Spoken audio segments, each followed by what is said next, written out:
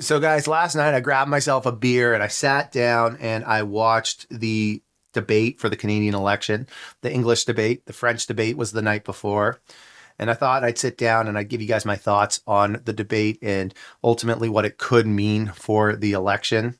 Now, before the debate even happened, there was the CBC pregame show, kind of like when I watch NFL on Sunday. I usually flip through Fox, CBS, NFL Network, ESPN, which here in Canada we get through TSN. And you get all the talking heads and they're talking about what does this team need to do to win, or the big storylines. And the big storyline before this debate wasn't even about the debate. It wasn't even about the country. It was about how rebel media hijacked the French debate's post-debate press conference and how the legacy media couldn't wrap their heads around what rebel media even is. And they basically wouldn't stop talking about it for their entire pre-debate coverage. This was the controversy before the debate. Yes. There was a controversy after the debate. Yeah. What did you think of what we saw in the question and answer session? Yeah. Rebel was given 5 because through whatever reasoning, they've convinced you that they have a bunch of divisions that qualify for admission, and they were given 5 passes. It was sad that came out of that debate, which was a good debate, and it was a healthy dialogue, and it was a good discussion. But what were a lot of the headlines about today? It was about the aftermath. It was about the fact that these illegitimate organizations that frame themselves as news organizations took up all of this time and energy and posing questions and lining up and really preventing media from having the opportunity to ask those questions. And There was some sort of an altercation inside there in the last little while involving Ezra Levant, who is the head of Rebel News, and other journalists. Michel Cormier has escorted Ezra Levant out. His credentials, we believe, has been revoked. So I don't want to spend much more time on this, but I will say that Ezra went on Twitter and he said that he was not revoked. So the CBC just basically went out there, made that up, and then they never corrected it. Okay, enough of that. What are my thoughts about the debate? First off, I have to say it was a lot tamer than I expected. I was expecting Pierre to go out there like a pit bull and start ripping off Carney's head. We heard these mumblings before the debate that Pierre was going to try to go out there and be soft-spoken because he does have problems with the female voters, and a lot of that is because people think he's too abrasive. So the rumors that we were hearing before the debate was that Pierre would go out there and he would be a lot more soft-spoken, try to come across as just a calm individual who isn't an attack dog. And that's exactly what we got out of Pierre. So despite the fact that Pierre was soft-spoken, he still managed to get his point across. He was clearly well prepped. And he had to get his point across, despite the fact that Jagmeet Singh was basically trying to interrupt him, going on a kamikaze mission for the Liberals, which is representative of the last 4 years for Jagmeet, by the way. The federal NDP party is basically done, thanks to Jagmeet Singh, and he going out of his political career is ending on that perfect note of going up on stage and acting like a fool, saying no words of substance almost the entire debate, but going out there and trying to be on a mission for the Liberals. Still, Pierre did a great job of not being too abrasive and getting his point across. Here was a great example of when Carney brought up the security clearance issues that the Liberals love to talk about, and Pierre basically, I feel, handled this brilliantly. Well, I have got my security clearance when I was a minister. I got top secret clearance at the time, so there's no problem getting that. But when the government made this recent offer, they said that if I got the secret security clearance briefings, that I would be gagged under the security law, and I could be prosecuted if I spoke freely about matters of foreign interference. Now, given that Canada has experienced Chinese interference by Beijing, the government of China, in 2 consecutive elections, I needed to do my job to speak freely without fear of prosecution. And that was not something I would be allowed to do. Even Thomas Mulcair, the former leader of the NDP, said that when he was the leader of the opposition, he never would have accepted the kind of gag order that your government and Mr. Trudeau's government was attempting to impose on me. And it's good that I'd made that decision, because it has allowed me to speak freely about things like the case where one of your candidates, sir, actually said that he wanted to send a political opponent to China under a bounty threatening his life or imprisonment. And you refused to get rid of him. Now, it might have something to do with the fact that you went to China not long ago to get a $250 million loan for your company. But the reality is you refused to stand up for a Canadian who was being threatened by a foreign government. And I was able to speak freely on that matter because I refused the gag order that the Liberal government attempted to impose on me. Now, going into the debate, the big talk about Carney is that he just wants to get out of this thing without looking like a fool. He spent the last 10 years outside of the country. He hasn't been immersed in politics the way that Pierre has. He's not known to be a strong debater. Quite frankly, most people didn't even think that he won the debates with the Liberal leadership. So in that regard, I think that Carney did a pretty good job of holding his own in there. There were a couple slip-ups, like, for example, this one here. Secondly, recognizing that the biggest component of that was the cost of building Keystone. Keystone, which is the pipeline which has helped to increase oil and gas oil exports rather by 50% in this country, that is an asset of the people of Canada. We own it. And the question of what to do it. So it's not a subsidy that has disappeared, it's actually an asset of Canada. So Keystone is not owned by the Canadian government. The Trans Mountain Expansion Pipeline is, which is owned by the Trans Mountain Pipeline ULC, which is a wholly owned subsidiary of the Canadian government.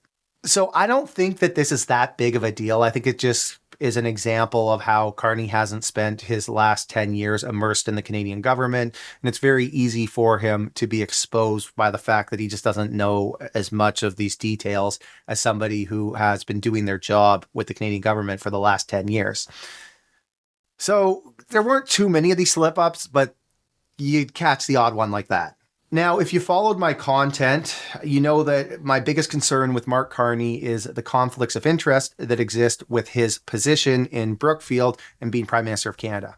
I am terrified that Brookfield's going to end up with a whole bunch of Canadian infrastructure assets or various money thrown at them by the Canadian government to try to make private-public partnerships work. He was asked about the tax dodging, as they call it, that's been going on with Brookfield by parking a whole bunch of their corporations in Bermuda in a way to just pay less taxes. And this is the response he gave. Carney, the next question to you, 30 seconds. Would you remove some of Canada's legal tax avoidance loopholes that companies that you have worked for have used? Look, I think that what we need to do is undertake a comprehensive review of our corporate tax system and do that on the basis of the right principles. We've got to have fairness, transparency, sustainability, and competitiveness. So we need a tax system, a corporate tax system, including being part of a international minimum corporate tax through the OECD. And that is time. So that answer gave me no confidence that Carney has any interest in changing the tax laws, which, by the way, isn't really a big deal because Brookfield's not a Canadian corporation anymore. They're now based out of New York. But there are companies who do find ways to get around the laws, such as Loblaws, who did it by buying a bank in, it might have been in Bermuda, I forget what country it was in. And that ended up in I think it was like a 10-year lawsuit with the CRA that ultimately went to the Supreme Court and Loblaws won. So these tax laws do exist that allow for companies to find ways to pay less tax. And Carney gives me no confidence that he has any interest in changing that, which is frustrating because if you are just a regular income earner in Canada, you know, you're paying a rate that's way, way higher than what these corporations are paying. It's a whole nother debate that we can get into, but I have zero interest from Carney's answer that he has any interest in fixing any of that. Anyways, Blanchette went at him when the leaders got to ask each other questions. They pretty much all directed their questions at Carney, and even Carney wanted to direct a question at himself. But Blanchette got into these conflicts of interest, and here's the clip. You have been the manager of Brookfield. It's supposed to be a green investment fund. But we now know that 50% of the investments of Brookfield is in fossil fuel. It's not so green. You seem to want to support oil and gas industry. That's interesting. You want to support prefab housing and It's also in the investments of Brookfield, but not in Canada. You want to support nuclear power, smaller reactors, which are more dangerous, by the way. And Brookfield has investments in Westinghouse. You have hidden the money of Brookfield in Bermuda and Cayman Island, $30 billion. Billions of dollars lost for Canada. You are having your taxes being paid by families, workers, elders in Canada and Quebec instead of paying your own taxes. So I want to know, will you, before the election, reveal all the details of your assets, as Mr. Singh has done, as Mr. Poilievre has done, and as I have done? We have a right to know under those circumstances. Let's let him answer. Well, the first thing is I want to say a word about. I'll say a word about Brookfield. You know, this is a Canadian success story. It is the largest infrastructure investor and developer in the world. It is one of the largest, if not the largest, developer of renewable power in the world. And who benefits from that? That's Canadian pensioners. That's Quebec pensioners. That is teachers. That firefighters. It is a series of people, including individuals on this stage, benefit from that. Now, always acted with integrity, served the shareholders of Brookfield when I was there. I have left that. I have followed all the rules well in advance. So let's I have followed all the rules well in advance. Let's reveal your assets like we all did. And working for the people of Canada. What do you own? Why don't you tell Canadians and Quebecers what you own? Okay, I got to tip my hat to Blanchette there. He nailed that. Why don't you reveal your assets? What do you own? And this is the big question on everybody's minds. We know what everybody else owns except for Carney. I also got to say that I find it fascinating that Blanchette apparently doesn't speak English well enough to remember certain words, which I think is a huge shtick. I think he's a lot better at speaking English than he portrays in these debates. But for a guy who apparently can't speak English, he probably had the line of the night calling Brookfield Brook Shield as an attack shield. So I thought he did a great job there. He went through all the various talking points of these conflicts, from these modular houses to nuclear power and their investment in Westinghouse, all the infrastructure they own, and the opportunities for conflict of interest for Canadians to keep an eye on if Carney ends up winning this election. Then we get into Carney's response. He talks about how Brookfield's a Canadian success story, which I think we got to say, okay, well, if it's such a great Canadian success story, then why didn't you leave it in Canada? Why did you move it to New York? One of the things that gives me a lot of concerns about Carney's response is he talks about how this benefits all the pensioners in Canada. Brookfield is serving all these pension funds. So whatever happens for Brookfield is a good thing for Canadians. And I think that that's a really important perspective, because that tells you that Brookfield is going to be in the business of working with the Canadian government should Carney get elected. Make no mistake of that. That's my biggest concern, is self-dealing by Carney through Brookfield. I think that's a very big concern, and the answer that he just gave me no confidence that that won't be the case. And then he talks about things like I've always acted with integrity. I'll tell you something about, in my business, I work in venture capital, and I meet a lot of characters. Whenever anybody talks about how trustworthy they are, it's almost consistently they're the last person you should trust. And lastly, I think that the fact that he hasn't revealed his assets and his holdings should give us quite a bit of concern. So when it comes to debates, it's often said that winning the entire debate doesn't actually matter that much. What matters is that you're able to get some sound bites that can travel on social media, because ultimately the vast majority of voters are not going to sit down and watch a long debate, but they will watch a tiny little clip that gets thrown in front of them on social media. And I think that if there was one clip that I think really will resonate with voters, it's this clip here at the end where Poilievre basically gets a little bit emotional and talks about how he tries to meet every single person who shows up at his rallies and how much that means to him, and how he doesn't want to let those people down. Only in Canada Could someone start where I began and get to this stage? I was born to a single mother and adopted by school teachers who raised me to believe in the incredible Canadian promise that anyone who worked hard could do anything. That promise feels broken today. Many of you worried about paying your bills, feeding your families, or ever even owning a home. You're worried your kids are in danger. But I'm here to say it doesn't have to be this way. With change, we can restore the Canadian promise so that hard work gets you a beautiful house on a safe street under a proud flag. We can do it with hope for a change.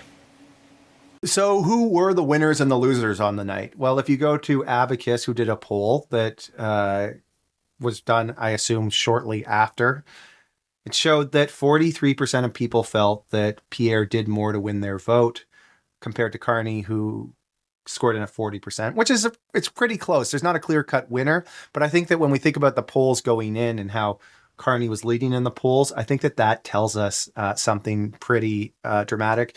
But also, if we look at people who watched the entire debate, as opposed to those who only watched a little bit of it, Pierre was a clear-cut winner amongst those people who watched the entire debate.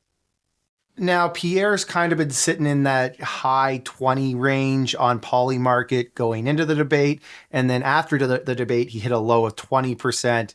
At the time of filming, he's gone up to 23%. Now, I don't think that this is particularly meaningful because Polymarket is that's just a gambling market. Ultimately, what we care about is what those polls are going to look like in 4 or 5 days after people have had time to reflect, see these social media clips, and it may have changed some minds. So I wouldn't be too concerned about what Polymarket says. I know that that's where the money's betting on the election, but I don't think that it's necessarily an indicator of anything at this stage. What's going to matter is ultimately how people perceive the debate and ultimately if it changed anything. And that's going to be reflected in the polls probably by the middle of next week. I wouldn't say that Carney had a bad performance. Carney came out as a winner too. And he came out as a winner because his goal was basically to not lose his temper and walk out of it in one piece without having suffered any huge blows. And there were a few okay body blows, but there wasn't anything that was ultimately devastating for Carney. He didn't have any really embarrassing moments, despite what many of the people on the right-wing media want you to believe. And if we want to talk about Jagmeet, I think most people who watched the entire debate thought he said nothing of substance and was basically just a distraction who was trying to help out the Liberals. I think that Blanchette did a pretty good job for whatever he was supposed to be there for. I'm not really certain why he needed to be there, but you know what? He landed some pretty good blows on Carney, I have to say. And then we got Pierre, who was told that he had to be more soft-spoken and relatable in this debate. Don't go into pitbull mode, which I think he executed that game plan perfectly. He was soft-spoken, he was relatable, while still getting his point across and making some excellent counter-arguments and blows on Carney that were a lot softer than what we're used to seeing. We didn't see pitbull Pierre. We saw softy Pierre while still being firm and strong. And I think that if that was the message that his campaign team gave him, which that was the rumor going in, that was going to be Pierre's strategy, I think that he executed it perfectly. Now, does that mean it's going to work? We don't know yet. According to Polymarket, no. But what matters, like I said, is what the polls are going to show by the middle of next week. That's after the clips have a chance of circulating on social media and getting in front of people who ultimately will make up their mind based on tiny impressions. So we'll see if that was the right call for him to go in there acting soft-spoken and trying his best to get his point across without being pitbull Pierre. And I don't know. I don't know if it's going to work. But he did what he was supposed to do. And now time will tell if it actually makes a difference. All right, everybody, thank you for watching. If you made it this far into the video, I appreciate that you spent 20 minutes of your Easter weekend watching my content. Let me know your thoughts in the comments section. Do you think Pierre did a good job? Do you think it was the right strategy for him to go in there and act kind of soft? What were your takeaways from the debate? All right, everybody. Thanks for watching.